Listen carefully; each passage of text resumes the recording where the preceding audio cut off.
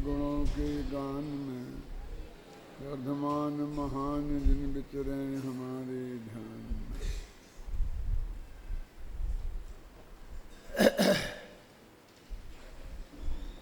समय सार परमागम की 49वीं गाथा की टीका चल रही है, जिसमें सभी बोल हो जाने के बाद अंत में चेतना गुण मसद्दम, चेतना गुण वाला है, इसकी चर्चा चल रही है। तो चेतना गुण कैसा है, इसके विशेषणों की बात थी, जो कल बीच में ही छूट गई थी लाइट चली जाने से। पढ़े अपन वहीं से निकालिए, समय सार पेज नंबर 110, नीचे की 2 पंक्तियां छोड़कर ऊपर का पैरा। जिसने अपना सर्वस्व भेद विज्ञानियों को सौंप दिया है। सौंप दिया है का मतलब भेद विज्ञानी जीव जिसे बहुत अच्छी तरह जानते हैं। भेद विज्ञानियों से उसने अपने को बिल्कुल भी नहीं छिपाया है, रंच मात्र भी पर का प्रवेश नहीं, और अपना अंश भी रंच मात्र पर में गया नहीं। ऐसा वो चेतना जो गुण है, वो भेद विज्ञानियों को इसने अपना सर्वस्व सौंप दिया है, जो समस्त लोकालोक को ग्रासीभूत करके, देखो सारे लोकालोक को निगल गया है। वो ग्रासीभूत जानते हो, ग्रास बोलते हैं कौर को, और ग्रासीभूत माने कौर को अपने अंदर निगल लिया। सारे लोकालोक को जिसने मानो निगल लिया है, माने जान लिया है। जान लिया है माने जानने के स्वभाव का है, जो गुण की बात है ना। नहीं तो फिर केवल ज्ञान लेना पड़ेगा। तो फिर भेद विज्ञानियों के कहाँ है वो ज्ञान गुण, जिसे लक्षण बनाया गया है ना, जिससे आत्मा की पहचान होती है। परिणति सहित वाला, परिणति रहित वाला मत लेना यहाँ, क्योंकि ग्रासीभूत लिखा ना, सारे लोकालोक को ग्रस कर लेने का है स्वभाव जिसका, करके अत्यंत तृप्ति से मंथर हो गया है, उपशांत हो गया है। आप जानते हैं अजगर होता है ना, अजगर, अजगर के मुंह में दांत नहीं होते, और होते हैं तो बहुत छोटे छोटे, जिससे वो अपना शिकार नहीं कर सकता, शिकार को चबा नहीं सकता, चीर फाड़ नहीं सकता, तो वो सीधा का सीधा निकल जाता है जिसको भी खाता है, और वो उसके पेट में चला जाता है। यदि वो किसी बड़े जानवर को निकल जाए तो आदमी को सीधा का सीधा निकल जाता है।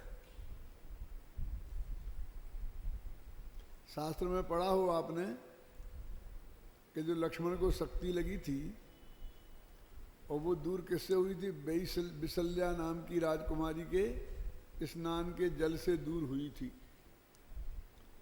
वो बिसल्या नाम की राजकुमारी पहले जन्म में किसी चक्रवर्ती की कन्या थी। क्या? और उसे कोई शत्रु अपहरण करके ले गया था, विद्याधर, लेकिन वो उसे अपने साथ नहीं रख सकता था, क्योंकि चक्रवर्ती का बहुत डर था कि पता लगते ही चक्रवर्ती उसकी दुर्दशा करेगा। इसलिए उसने एक बहुत भयंकर जंगल में छोड़ के भाग गया वो, और वो जंगल में अकेली थी, तो उसे एक अजगर निगल गया। ये आता है शास्त्र में, ये बात मैं आपको अजगर को निगलने की बात के लिए बता रहा हूं। अजगर निगल गया तो सारा शरीर तो निकल गया, लेकिन उसका चेहरा बाहर निकला हुआ था, मुंह के बाहर। अब वो उसका अंदर नहीं जा रहा था, आसानी से उसे अंदर ले जा नहीं पा रहा था। इतने में चक्रवर्ती को किसी ने खबर की कि तुम्हारी कन्या उस जंगल में है और तुम लेके आओ उसे।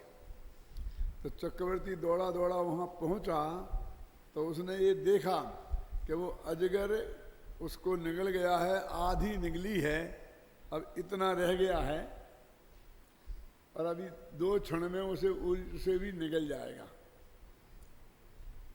उसमें इतनी ताकत थी कि वो अपनी तलवार से उसी वक्त अजगर को चीर देता और अपनी कन्या को सुरक्षित निकाल सकता था। और ऐसा उसने करने की कोशिश भी की, लेकिन उसने तलवार निकाली तो उसकी लड़की विसल्या, वो विसल्या का जो जीव था, जो भी नाम हो, वो बोली कि नहीं नहीं पापा, ऐसा मत करो, क्योंकि मैंने समाधि मरण ले लिया है, इसलिए आप मुझे जिंदा बचा भी लोगे तो भी मैं जिंदा तो नहीं रहूंगी। अब मैं तो समाधि मरण ले लिया है, अन्न जल का त्याग कर दिया है जीवन पर्यंत, इसलिए इस अजगर की हत्या आप क्यों करते हो। इस तरह वो चक्रवर्ती ने अपनी आंख के सामने अपनी बेटी को अजगर को निगलते देखा। फिर वो समाधि मरण पूर्वक मरकर वो विसल्या नाम की राजकुमारी हुई, और उसमें ऐसी शक्ति थी कि उसके स्नान का जल जिसमें छिड़क दो उसकी बड़ी से बड़ी बीमारी ठीक हो जाती थी।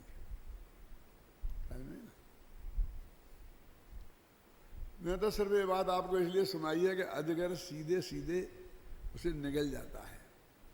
अब निगल जाता है तो उसे बिल्कुल साबुत के साबुत को पचाना है। जो चबा के पेट में जाए उसे पचाना तो बहुत आसान है, और साबुत का साबुत पेट में चला जाए, उसमें हड्डी भी है, सब चीज है ना, क्यों? और उसे पचाना बहुत आसान नहीं है। लेकिन अजगर में ऐसी ताकत है, इतनी गर्मी होती है कि वो सारा शरीर अंदर जाकर के एक आध दिन में सब पिघल के बिल्कुल बिल्कुल सब साफ हो जाता है,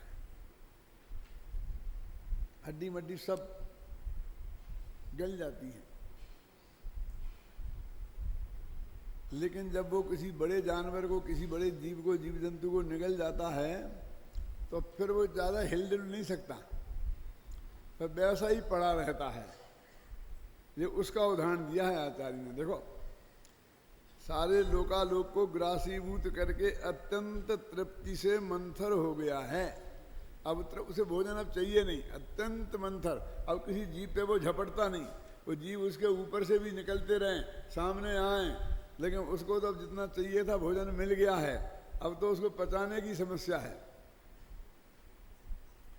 तो उसकी हलन चलन भी बंद हो जाती है, बिल्कुल वैसा मरा जैसा पड़ा रहता है, क्योंकि सारी शक्ति उसे अंदर के पचाने में लगती है।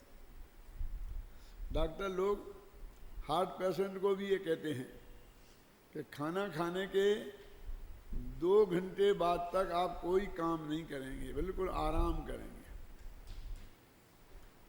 उसका कारण क्या है? क्योंकि आपके हार्ट में इतनी ताकत नहीं है कि वो अनेक काम एक साथ कर सके। जब भोजन आमाशय में पहुंचा है, आमाशय समझते हैं, स्टमक, वहां 2 घंटे रहता है भोजन, उसके बाद वो आंत में चला जाता है। तो 2 घंटे में आमाशय विभिन्न प्रकार के उसमें से रस छोड़ता है। ये सब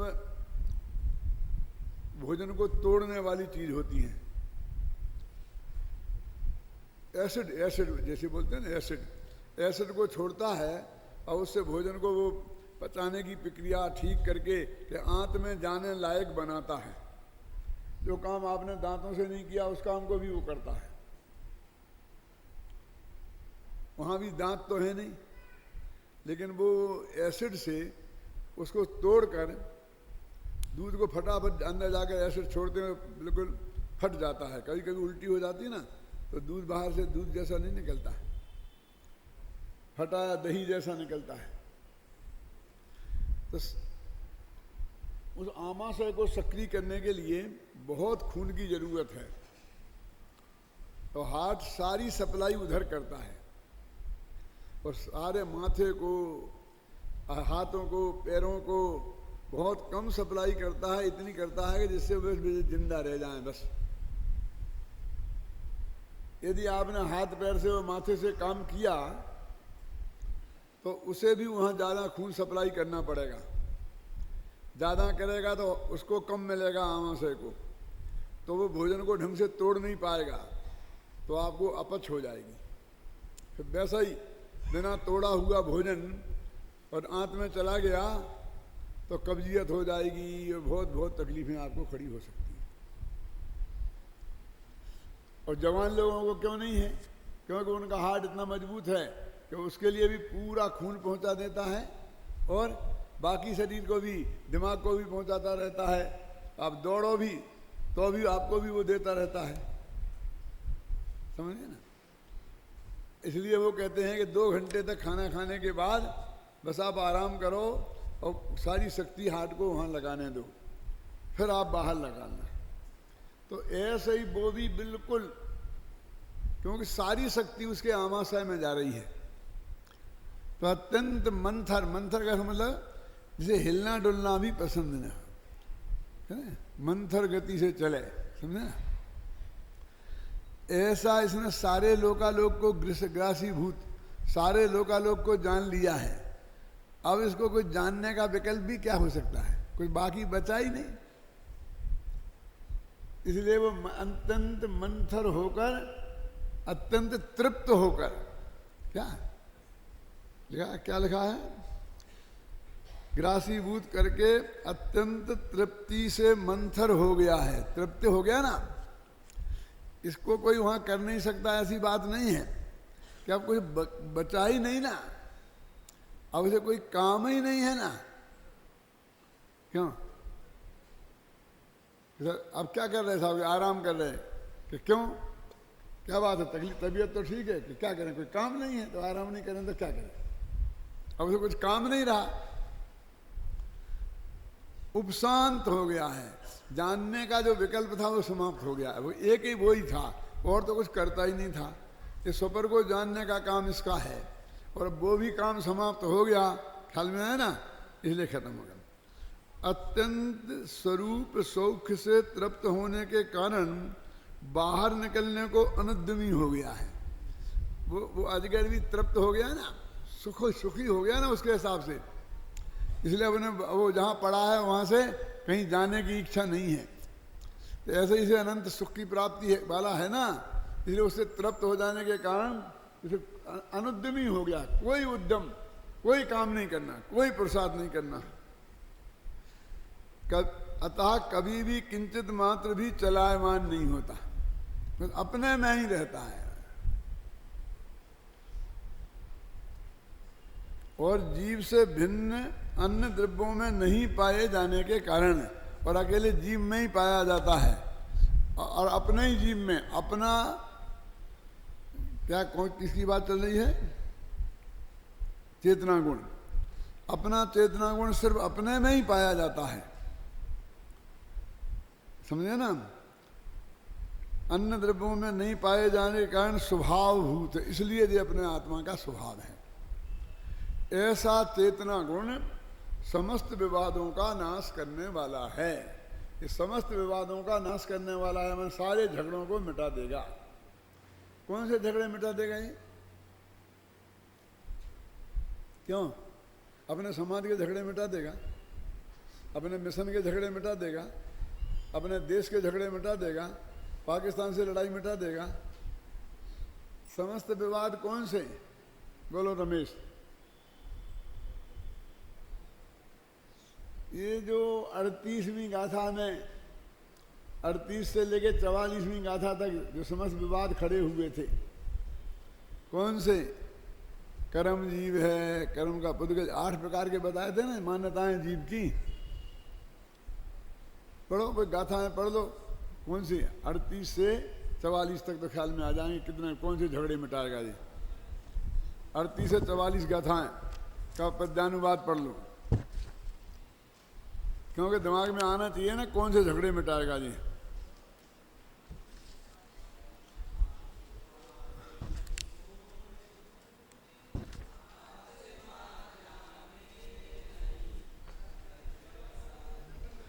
ऐसे पढ़ते हो?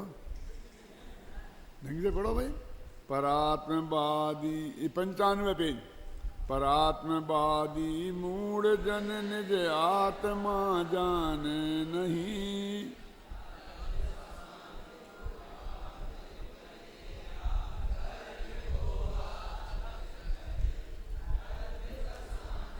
जो तीव्रता या मंदता वह जीव है।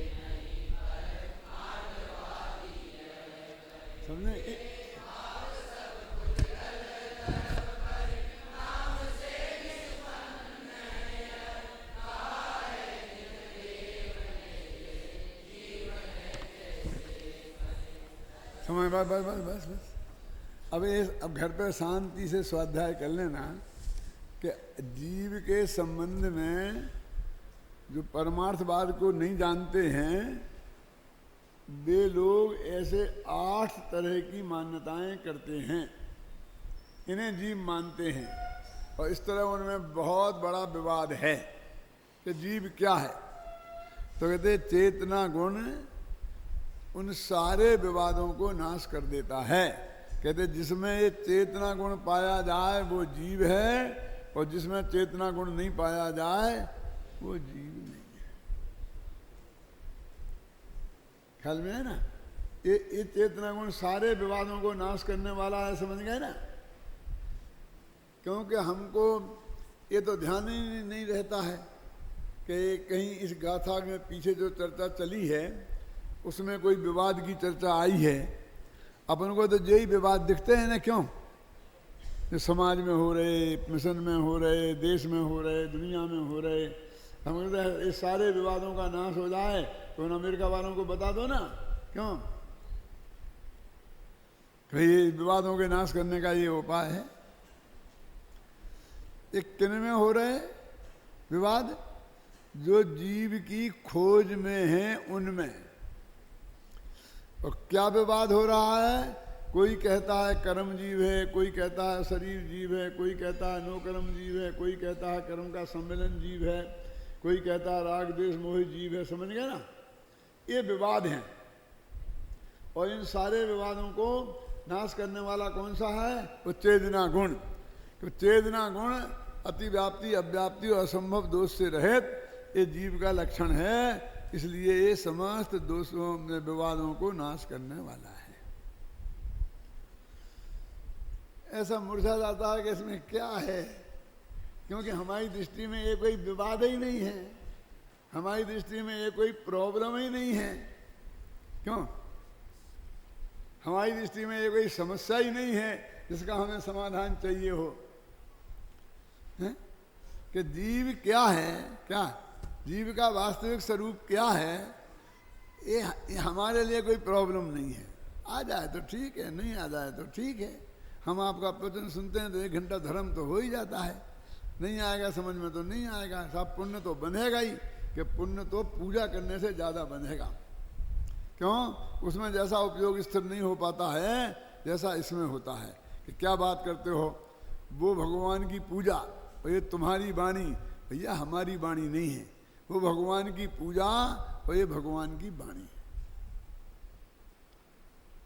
मैं तो कभी कभी कहता हूँ कि एक कैवेंडर नाम की एक कंपनी है ना जो सिगरेटें बनाती है। क्यों? अरबों सिगरेटें बनाती है और सारी दुनिया में बेचती है। लेकिन एक पान वाला उस सिगरेट को बेचता है, एक एक डिब्बी नहीं, एक एक सिगरेट डिब्बी खोल के पान खाने वाला आता है, कहता एक पान देना और एक सिगरेट। क्यों? तो वो कितना छोटा आदमी है और वो कैवेंडर कंपनी वाला कितना बड़ा आदमी है ना? लेकिन वह कैवेंडर नाम की सिगरेट तो दोनों के पास एक ही है ना, दोनों सिगरेट के व्यापारी है ना, कैवेंडर सिगरेट के। क्यों? जो आपको वो सिगरेट मिल रही है वो उसी कंपनी की है ना, क्यों? तो पैकिंग देख लो, कहीं ऐसा नहीं हो कि वो तुम्हारे सामने पैकिंग खोले काम खत्म। तो ऐसे ही भगवान तो हैं कैवेंडिंग कंपनी के मालिक जैसे, और हम हैं पान वाले। क्यों, समझ में आया ना? लेकिन वो माल हम जो आपको दे रहे हैं वो ही माल है, उसमें कोई फर्क रंच मात्र भी नहीं है। कि साहब फिर हम तुमसे क्यों लेंगे, हम तो कैवेंडर कंपनी वाले से ही लेंगे ना, ले लो ना, कौन मना करता है? जाओ ना, हमने कब प्रतिबंधित किया है तुमको? लेकिन तुमको एक सिगरेट खरीदनी है, तुम्हारे पास सिर्फ 2 रुपया है बेटा, हैं? यहां से उसके गेट तक नहीं पहुंच पाओगे 2 रुपये में। तुम्हारे पास इतना पुण्य कहाँ है? होता तो हमारे पास आते काहे को, वहीं चले जाते ना, क्यों? तुम्हें यदि कैवेंडर सिगरेट पीनी है तो हमारी दुकान के अलावा कोई रास्ता नहीं है, बस बात पक्की बात है, वही है। इसलिए तुम्हें जिनेंद्र भगवान की बात सुननी है तो वो हमसे ही मिलेगी, और दुनिया में कहीं आपको हमसे मतलब अकेले हमसे नहीं, जो जिनेंद्र भगवान की बात कहते हैं उन सब से। कोई अभिमान की बात मत समझना, अपने अभिमान के पोषण के लिए बात नहीं कहते हैं, ख्याल में है ना? क्या बात हुई ना? अपन वहीं चलो। अब जो चेतना गुण समस्त विवादों का नाश करने वाला है, क्यों बोलो? ये साधारण सा अर्थ है, लेकिन यदि मैं नहीं बताता तो आप समझ लेते। बोलो गप्पूलाल जी, कि कौन से विवाद हैं? हम तो ये गाथा ले जाते कि सब 49वीं गाथा में है समस्त विवादों का हल है, और तुम अब लोग इसे रखो लोकसभा में, विधानसभा में, हैं? क्योंकि हमें वही विवाद दिखते हैं। सदा अपने अनुभव में आने वाले ऐसे इस चेतना गुण के द्वारा जीव सदा प्रकाशमान है, अतः जीव चेतना गुण वाला है। माने चेतना गुण के द्वारा प्रकाशमान है। दीपक जो जल रहा है वो अपनी वो ज्योति से जल रहा है। ये भगवान आत्मा निरंतर प्रकाशित है, वो कोई गुप्त नहीं है। सूरज तो अपने प्रकाश और प्रताप से 24 घंटा जगमगा रहा है, बस तुम्हें देखने की जरूरत है। तुम तल घर में से निकलो, बाहर आओ, धूप से घबराओ मत, और जाओ देखो अभी कैसा सूरज कैसा होता है। अब वो तलघर में बैठे बैठे क्यों बातें कर रहे हैं कि वो आत्मा तो बहुत गुप्त है, ऐसा है ऐसा है। अरे तू गुप्त है, आत्मा गुप्त नहीं है। वो तो अपने चेतना गुण से निरंतर प्रकाशमान है। इस प्रकार इन 9 विशेषणों से युक्त चैतन्य रूप निर्मल प्रकाश वाला एक भगवान आत्मा परमार्थ स्वरूप जीव है। ये असली जीव ये है। 9 विशेषण वाला माने अरस, अरूप, अगंध, अव्यक्त, समझ गए ना?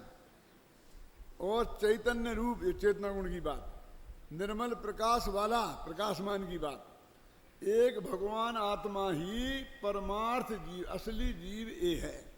और ये कीड़े मकोड़े कि ये दया करने के लिए जीव हैं। समझ गए ना? जो इस लोक में भिन्न ज्योति स्वरूप टंकोत्कीर्ण विराजमान है, इस लोक में सबसे जुदा टंकोत्कीर्ण भिन्न ज्योति स्वरूप विराजमान है। टंकोत्कीर्ण जानते किसे बोलते हैं? टंकोत्कीर्ण, टांकी से उकेरा हुआ। तो टंकोत्कीर्ण क्यों कहा जाता कोई परमानेंट वस्तु को? देखो, एक तो पानी में अपन कुछ लिखें, है ना, तो जो लिखोगे लिखते के साथ ही मिट जाएगा।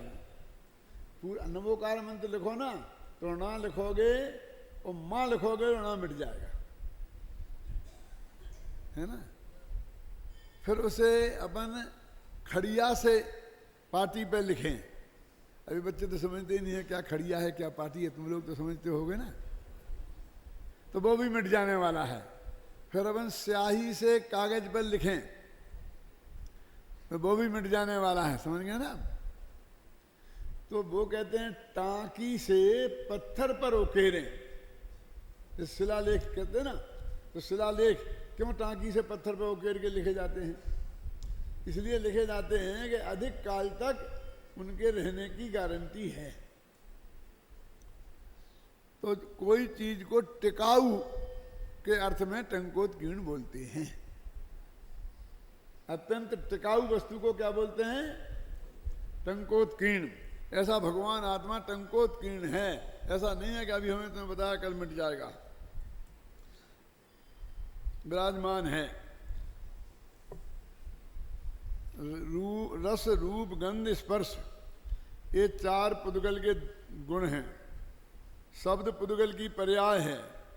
ये पांचों पांच इंद्रिय के विषय हैं। यहाँ इन पांचों के निषेध रूप पांच विशेषण आरंभ में ही लिए गए। इससे यह संकेत मिलता है कि आचार्य देव यह कहना चाहते हैं परमार्थ जीव इंद्रियों का विषय नहीं है। ये क्यों कहना चाहते हैं? क्या जरूरत है? काय का विषय है, काय का विषय नहीं है? ये कहना चाहते हैं कि तुम अपने ज्ञान का प्रयोग आज तक इंद्रियों के माध्यम से ही करते आए हो। जब जब तुम्हें कुछ जानने की इच्छा होती हो तो आँख खोलते हो, कान से ध्यान से सुनना चाहते हो, चक्के देखते हो। तो बता रहे भैया तुम्हारी इंद्रियां आत्मा के जानने के किसी काम की नहीं है, ये बंद करो। ये बताना इसलिए जरूरी है। अतः इंद्रियों के माध्यम से इसे नहीं जाना जा सकता। अरस, अरूप, अगंध, अस्पर्श, अशब्द, अव्यक्त, अनिर्दिष्ट संस्थान और अलंग्रहण, ये 8 विशेषण तो निषेध परक हैं। आ लग रहा ना इसमें। परंतु चेतना गुण वाला यह 9वां विशेषण विधि परक है, पॉजिटिव है। चेतना गुण आत्मा का मूल स्वभाव है। अतः आचार्य अमृतचंद्र ने आत्मख्याति में इसकी महिमा बताने वाले अनेक विशेषण लगाए हैं, जो आत्मख्याति टीका के अर्थ में दिए जा चुके हैं, अपन ने पढ़े ना अभी। अतः उनके बारे में विशेष लिखने की आवश्यकता नहीं है। टीका के अंत में कहा गया है कि इन अर्षादि 9 विशेषणों से युक्त चैतन्य स्वरूप निर्मल प्रकाश वाला एक भगवान आत्मा ही परमात्म स्वरूप जीव है, जो इस लोक में पर से भिन्न ज्योति स्वरूप टंकोत्कीर्ण विराजमान है। ये इस गाथा का निष्कर्ष है, ये बताना इसका उद्देश्य है। 49वीं गाथा में कहे गए भगवान आत्मा के अनुभव की प्रेरणा देते हुए आचार्य अमृतचंद कलश रूप काव्य लिखते हैं, जिसका पद्यानुवाद इस प्रकार है कि कलश पढ़ो और पद्यानुवाद यहाँ स्पीकर पे आके पढ़ो, इसमें कम इसमें भी आ जाए वो। आओ, कौन पढ़ेगा? जल्दी आओ, कि अच्छे गले वाला लड़का, इतनी देर मत लगाओ।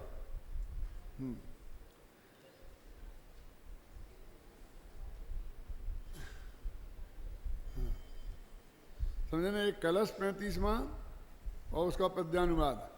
तुम लोग उसका अर्थ जब तक वो आगे शुरू करता तुम अर्थ पढ़ लो जब तक।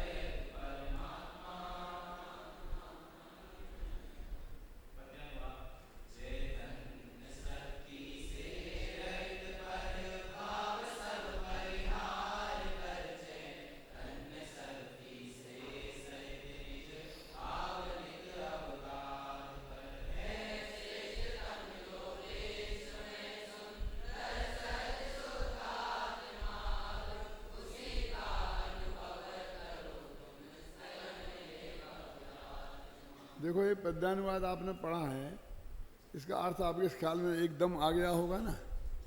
और संस्कृत का पद्य भी पढ़ा था, सुना था, कुछ लगा था आइडिया? बिल्कुल नहीं।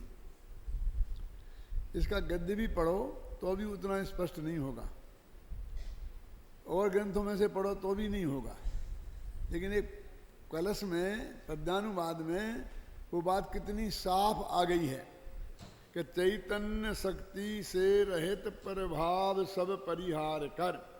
जिसमें चैतन्य शक्ति नहीं है, उन ऐसे प्रभाव और उन्हें छोड़ दो। एक ही बात है कि किन्हें किन्हें छोड़ना है कि ये मत देखो कि उसमें क्या क्या है, ये देखो कि उसमें चैतन्य शक्ति है या नहीं। क्यों? दरवाजे पर हमने एक चपरासी को खड़ा कर दिया और कह दिया कि इस हॉल में जो लोग आने योग्य हैं उन्हें आने देना, और जो आने योग्य नहीं है उन्हें गेट पे ही रोक देना। बोलो, निपट जाएगा काम आपका। भगवान को भी चपरासी बना के खड़ा करोगे ना तो अभी नहीं निपटेगा ये काम। कौन निर्णय करेगा कि आने योग्य है कि नहीं है? हर एक आदमी की। क्यों है? बोलो, कि जो आज का स्वाइन फ्लू हो उसे मत आने देना और बाकी को सब आने देना, तो वो कोई डॉक्टर है? और डॉक्टर भी ऐसे गेट पर खड़े होकर निर्णय कर सकता है क्या? वो जांचने करेगा, 10,000 रुपये खर्च होंगे, 3 दिन बाद बता पाएगा कि है कि नहीं है। तो क्या करें कि एक तुम पास बनाओ और तुम जिनको पास दो तुम्हारा काम है जांच मांच करना। चपरासी से तो ये कहोगे ये पास जिसके पास हो उसे देखना, उसको मत देखना। क्या कहना? ये पास हम तेरे को बता देते हैं, ये देखना, और ये जिसके पास हो उन्हें आने देना। क्यों? ठीक है कि नहीं? तो तारा सरल काम हो गया। अपन तो चपरासी जैसे ही है ना। भगवान ने अपन को पास दिया है क्या? कि चैतन्य शक्ति से रहित सब भाव सब परिहार कर। जो चैतन्य शक्ति जिसमें नहीं है उन सबको छोड़ देना, बस खत्म। कि वे जीव हैं कि नहीं है, ये नक्की करने के लिए चैतन्य शक्ति से रहित सब भाषा भाव सब परिहार कर, और चैतन्य शक्ति से सहित निज भाव नित्य अवगाह कर। जो निज भाव चैतन्य शक्ति से सहित है, बस उसमें निरंतर अवगाह करो। अवगाह न करो माने तन्मय हो जाओ, डूब जाओ। अब अपन पानी में कूद जाते हैं ना, और डुबकी लगाते हैं, उसे बोलते हैं अवगाह करना, पूरी तरह डूब जाना। ये ऊपर जो छंद संस्कृत में दिख रहा है ना, जिसमें आपको बहुत कठिन दिखता है, उसका बिल्कुल यही अर्थ है अक्षर से, कोई और अर्थ नहीं है। वही तो सब संस्कृत के विद्वान बैठे हुए हैं। क्यों? सब सिद्धांत कौमुदी पढ़ी है, मध्य सिद्धांत कौमुदी पढ़ी है, लेकिन मिलान करना ये अर्थ है इसका क्या नहीं है श्रेष्ठतम जो विश्व में सुंदर सहज शुद्धात्मा। विश्व का सर्वश्रेष्ठ पदार्थ है सहज शुद्धात्मा। ख्याल में है ना? बस अब उसी का अनुभव करो तुम स्वयं। हे भव्य आत्मा, हे भव्य जीवो, तुम उस भगवान आत्मा का ही एकमात्र अनुभव करो, और कुछ भी इस जगत में अनुभव करने लायक नहीं। ये 49वीं गाथा में आत्मा का स्वरूप बताया। पहले तो नेगेटिव नेगेटिव कहा था, ये आत्मा नहीं है, ये आत्मा नहीं है। फिर उन्होंने कहा पॉजिटिव बताओ, तो पॉजिटिव बताया। तो उन्हें 8 बातों को ही उनने पॉजिटिव भाषा में रख दिया। पहले कह रहे थे रस नहीं है आत्मा में, रूप नहीं है, और अब कहने लगे अरस है, अरूप है, अगंध है। जैसे 9 ही विशेषणों से युक्त आत्मा है, फिर अंत में कह दिया चेतना गुण वसद्धम, चेतना गुण वाला है। बस तुम्हें समझ लो भाई, उस चेतना गुण को तुम पहचान लो। ख्याल में है ना? ये कैसे पहचाने? कि उस चेतना गुण से ही पहचानोगे। तुम उस सारे जगत से अलग हमने कैसे किया इस आत्मा को? कि इसमें चेतना गुण है, वो सारे जगत में नहीं है। कैसे किया? अपनी बुद्धि से किया ना। जिस भांति प्रज्ञा छेनी से बेभक्त किया ऐसे, उस भांति प्रज्ञा छेनी से ही अरे ग्रहण करो इसे। देखो 49वीं गाथा में अंतिम पैरा पढ़ता हूं। आत्मा के अरसादि विशेषणों में अंतिम विशेषण के रूप में चेतना गुण विशेषण आया है और उसे समस्त विवादों को नाश करने वाला बताया गया है।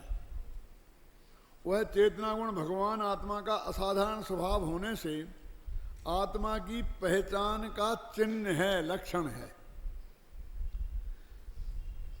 इसी कारण वह समस्त विवादों का नाश करने वाला भी है। उसके साथ अविनाभावी रूप से रहने वाले अनंत गुण भी अभेद रूप से उसमें ही समाहित हैं। उसे यहाँ चित्त शक्ति मात्र नाम दिया है। वो चेतना गुण तो एक गुण था और चित्त शक्ति मात्र में अनंत गुण आ गए। उसे ज्ञान मात्र नाम से भी कहा जाता है। ज्ञान मात्र कहते हैं तो वे अनंत गुण उसमें आ जाते हैं। जैसे अग्नि किसे कहते हैं? तो गर्माई, ये गर्माई एक गुण है, और भी बहुत गुण है उसमें। प्रकाशकत्व नाम का भी गुण है, दाहकत्व नाम का गुण भी, जलाने नाम का गुण भी है। तो कहते हैं ये जो दाहक गुण है तो एक तुम जान लो और पहचान लो कि ये अग्नि है कि नहीं है।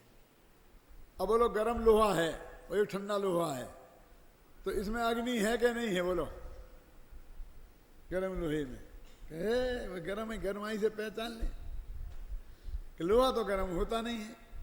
इसमें जो गर्माई है वो गारंटी से अग्नि की है। ख्याल में है कि नहीं? तो तुम कहते हो जैसे अग्नि को गर्माई से पहचाना जाता है, उसी प्रकार इस भगवान आत्मा को चेतना गुण से पहचानो। ये लोहा है, ये लोहा। अब इसमें जीव है कि नहीं है? कि चेतना गुण हो तो जान लो कि है। लोहे में गर्माई हो, समझ गया ना, तो जान लो कि यहाँ अग्नि है। तो इस शरीर में चेतना गुण दिखाई दे तो समझ लो वो जीव है, और चेतना गुण दिखाई नहीं दे तो समझ लो कि वो जीव नहीं है। तो हम जीव को कैसे पहचाने, ये प्रश्न किया था आचार्य ने कि जीव के पहचान का क्या उपाय है। तो आचार्य ने यहाँ ये बता दिया कि ये पहचान का ये उपाय है। इस तरह ये बात खत्म हुई। अब हम कल 36वां कलश पढ़ेंगे।